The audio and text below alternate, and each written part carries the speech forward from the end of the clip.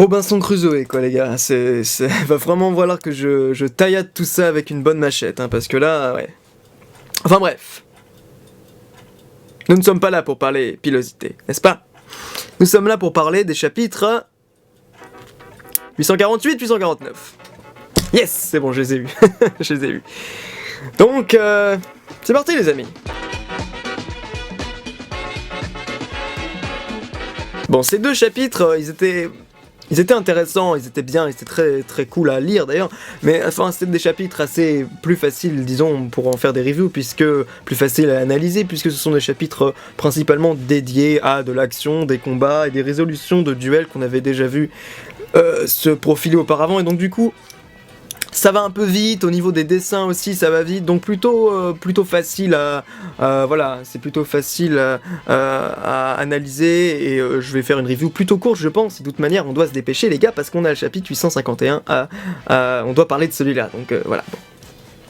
Donc les amis, première chose je dirais, un point global, c'est que je trouve que les combats sont gérés d'une manière qui me plaît vraiment, c'est-à-dire qu'ils sont pas du tout dilué, c'est vraiment pas nuancé, c'est violent.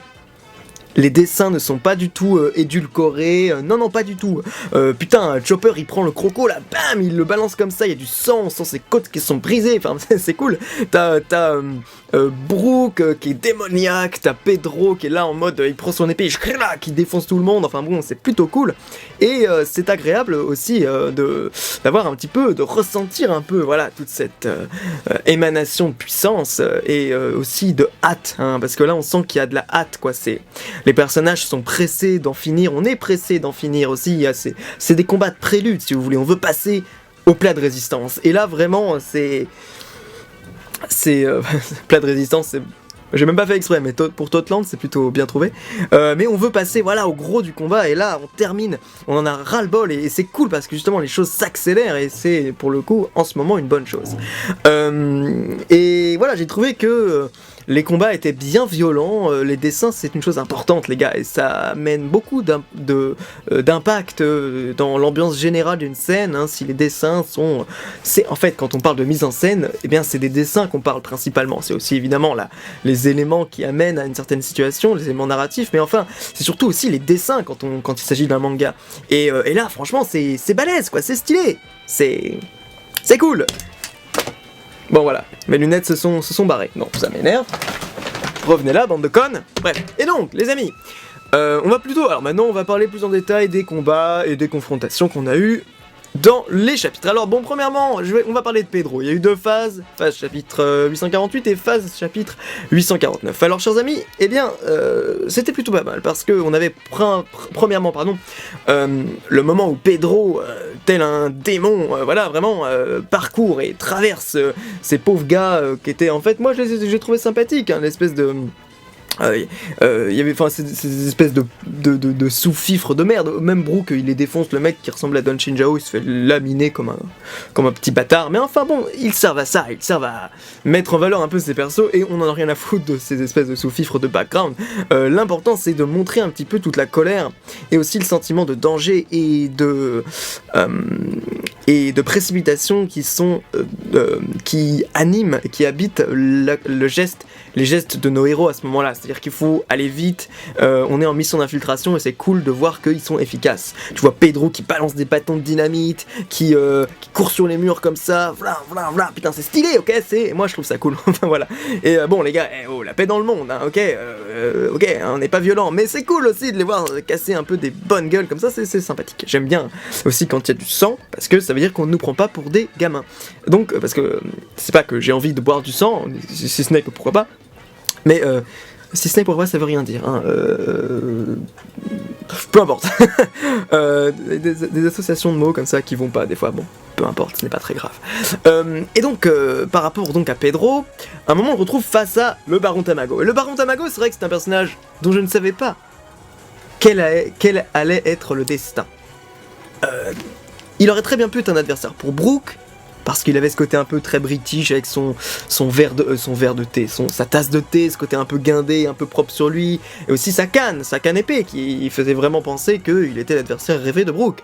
Et puis il y avait aussi Sanji qui pouvait être un adversaire du Baron Tamago, Et oui, parce que le Baron Tamago, je crois que il a des très grandes jambes, enfin ça pourrait être, il fait partie de la tribu des longues jambes si je ne m'abuse, donc voilà, ça aurait pu être un mec qui se bat comme Sanji, quoi, et ça c'est vérifié d'ailleurs dans les chapitres suivants.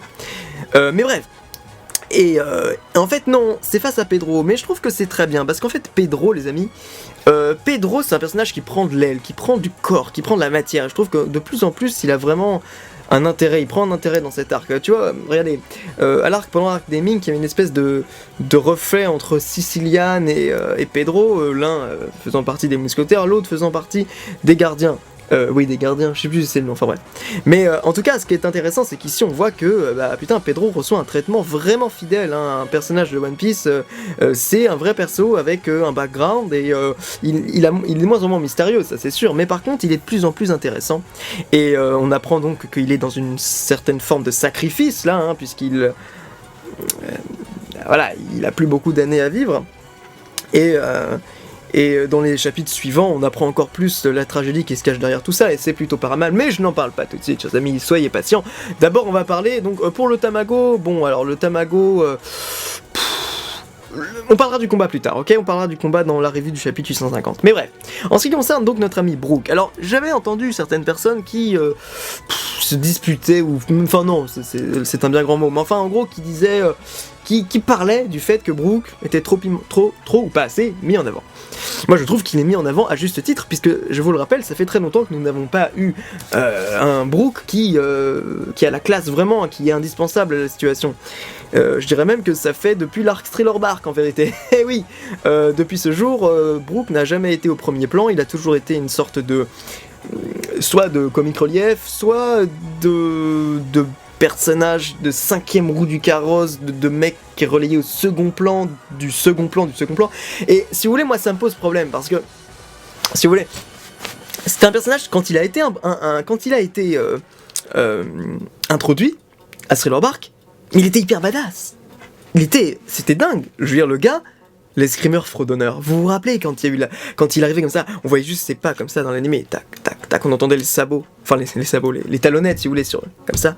Il y avait le général zombie là en forme d'araignée qui était complètement ouf, et puis il arrive comme ça et je claque en un coup, bam, comme ça, stylé. Yazugiri, bam, crac. Moi je pensais que c'était un mec qui était au-delà, c'est une sorte de Kyros si vous voulez. Pas en termes de moi je veux dire qu'au-delà en termes de... qui n'était pas un futur membre d'équipage, si vous voulez, qui était un mec, qui était un allié, qu'il était balèze quoi, et c'était le cas à l'époque. Mais bon, il a été un petit peu oublié ce gars, je trouve. Et c'est dommage. C'est un peu malheureusement la malédiction hors Monster Trio, c'est-à-dire qu'en dehors du Monster Trio, vous avez des mecs qui étaient balèzes dans leur arc, et qui ont un petit peu, qui battent de l'aile maintenant, je trouve, en termes de charisme. Malheureusement, le mid trio est complètement, enfin, il est étouffé, quoi. Regardez Robin, putain, Robin, j'ai pas vu un... Robin est complètement étouffé. Franky, c'est peut-être... Il a eu des bons moments dans l'arc Dressrosa, faut quand même le dire. Et là, c'est le tour de Brook, et je suis content, putain. D'ailleurs, par rapport à ses pouvoirs, son pouvoir d'âme, ça... Il y a un petit problème, c'est que je dirais que Big Mom, vu que ça semble être... voilà, on montre que Brook peut vraisemblablement manipuler les âmes, du moins influencer ces dernières. Alors, très bien. Mais moi j'ai envie de dire un truc. Big Mom, elle dispose d'un pouvoir issu d'un fruit du démon, donc c'est un petit peu ni plus ni moins que la magie dans One Piece. Donc d'une certaine manière, c'est compréhensible, voilà, je comprends, ça reste dans le cadre du manga One Piece et de son univers, ça reste logique et cohérent. En revanche, par rapport à Brook, c'est quoi son pouvoir? Qu'est-ce que c'est? Le monde des morts? D'ailleurs, c'est même pas expliqué le fait que son épée puisse produire de la glace. C'est pas de la glace, ça sort d'où? C'est quoi ce bordel? C'est un peu sur le même plan que les samouraïs de Wano qui ont des techniques élémentaires assez curieuses. On ne sait pas d'où ça vient. Mais pour le coup, c'est des éléments, donc on nous prend pas pour un con si vous voulez, c'est des éléments. Mais avec Brook, c'est pas un élément, c'est littéralement le froid du monde des morts, c'est dit comme ça. Alors avant qu'on nous explique que c'est tout à fait autre chose, pour l'instant je crois que c'est ça, et c'est un niveau de discours qui est décalé par rapport à celui du fruit du démon de Big Mom, donc voilà, peu importe, c'est un détail, mais bon voilà, je râle pas, hein, c'est juste un petit détail. Franchement je suis content que Brook soit mis sur le devant de la scène, ça me fait plaisir. Ensuite on va parler vite fait de Carrot et de Chopper, alors bon... Bon, alors déjà, moi j'aimerais dire un truc. Ce duel-là, pour moi, c'était pas vraiment C'était pas vraiment un duel très... Il n'y a pas vraiment de vraie tension pour moi, c'était vraiment le moment comique, on n'a jamais vraiment perçu Brûlé comme une menace, peut-être au tout début, mais vraiment après, quand on a eu Crackers, je veux dire, notre attention elle était redirigée sur Crackers et non plus sur Brûlé, et donc Brûlé était un petit peu relayé au rang de comic relief, d'autant plus que quand ils se sont mis tous à courir dans le monde des miroirs, c'était vraiment hilarant, si vous voulez, c'était vraiment que de l'humour. Et donc du coup, là, le combat prend fin d'une manière un peu violente, mais ça m'a pas... J'ai jamais vraiment eu peur. En plus, même quand ils étaient au-dessus de la marmite, là, je veux dire, bon... C'est tellement conte de fées que, je veux dire, on n'y croit pas une seule seconde. Donc on n'a pas ce sentiment de danger qu'on avait, par exemple, je me rappelle quand Chopper a été résolu de se... Enfin, il a été, voilà, il a dû recourir à son Monster Point face à Kumadori, ça c'était le moment... Pourtant Kumadori était un peu clownesque lui aussi, mais par contre, putain, le moment... avec les flammes et tout, putain, c'était génial, ça, c'était complètement... J'avais peur pour le pauvre Chopper. Enfin bref, voilà, donc là, bon, mais c'est pas très grave, vous voyez, c'est pas grave du tout.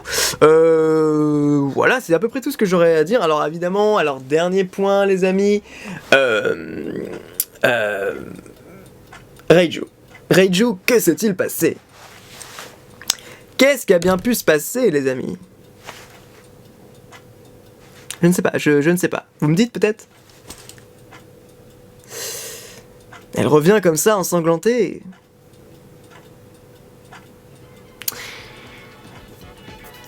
On va voir dans la prochaine review. La vérité. A tout de suite.